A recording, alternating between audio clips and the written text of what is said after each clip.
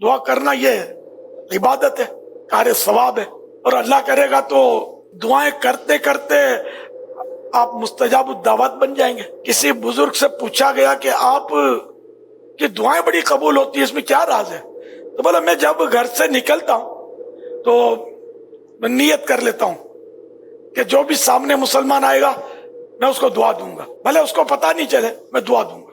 تو یہ نکلتے تو دعائیں کرتے رہتے، یا اللہ اس کو بخش دے، اس کی اصلاح ہو جائے، اس کی بیماری دور ہو جائے، اس کی پریشانی دور ہو جائے، اس کی روزی میں خیر و برکت ہو جائے۔ تو اس طرح میری دعائیں کرنے کی عادت کی برکت سے الحمدللہ میری دعائیں قبول ہو جاتی ہیں۔ جب مجھے یہ حکایت پتہ چلی تو میں نے بھی کوشش کی کہ میں بھی اس کے مطابق کروں۔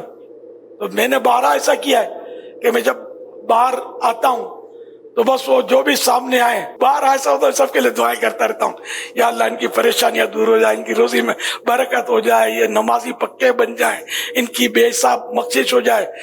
میرے ساتھ جتنے منسلک ہیں یہ مریدین کے لیے، طالبین کے لیے تو خیر میرا الحمدللہ دعا کا معمول ہے، میں کرتا رہتا ہوں۔ یہ بندے اپنے پلے ہیں بیچارے، ان کا حسن زن ہے، تو اللہ ان کے حسن زن کی علاج رکھے، ان کی مشکلات بھی حل ہوتی رہیں، پریشانیاں دور ہوتی رہیں، ان کی بیماریاں بھی دور ہوں، یہ بے حساب بخشے جائیں، گناہوں سے بھی بچے رہیں۔ موقع موقع سے یہ دعائیں الحمدللہ وہ چل رہا ہوتا، کوئی سمجھے گا یہ درود شریف پڑھ رہا ہے، ذکر کر رہا ہے، میں دعائیں کر رہا ہوتا ہوں، یہ بھی ہوتا ہے۔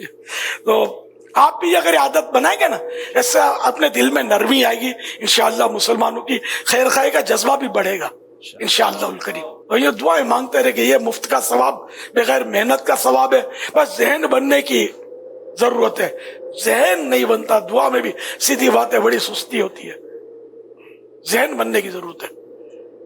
جس طرح ہم ذکر و درود کرتے ہیں نا، تھوڑا دعا کا بھی ورد شروع کرتے ہیں، یہ ٹھیک ہو جائے، وہ بیمار صحیح ہو جائے، چاچا وہ میرا جو پرانا پڑوسی تھا وہ اس دن ملا تھا کہ میری مطلب جاب چھوٹ گئی ہے تو اس کی نوکری کے لیے دعا کر دی، وہ ملا تھا اس دن کہہ رہا تھا میری ماں بہت بیمار ہے، تو اب یاد آ گیا یار اللہ، اب چلتے چلتے کہہ دیا اللہ پاک اس کی بیچاری کی ماں کو شفا دے دے۔ اب بھلے اس کو تو مرتے دم تک پتہ نہیں چلے گا کہ آپ نے اس کی ماں کے لیے دعا کی ہے، یہ ثواب تو ملے گا نا۔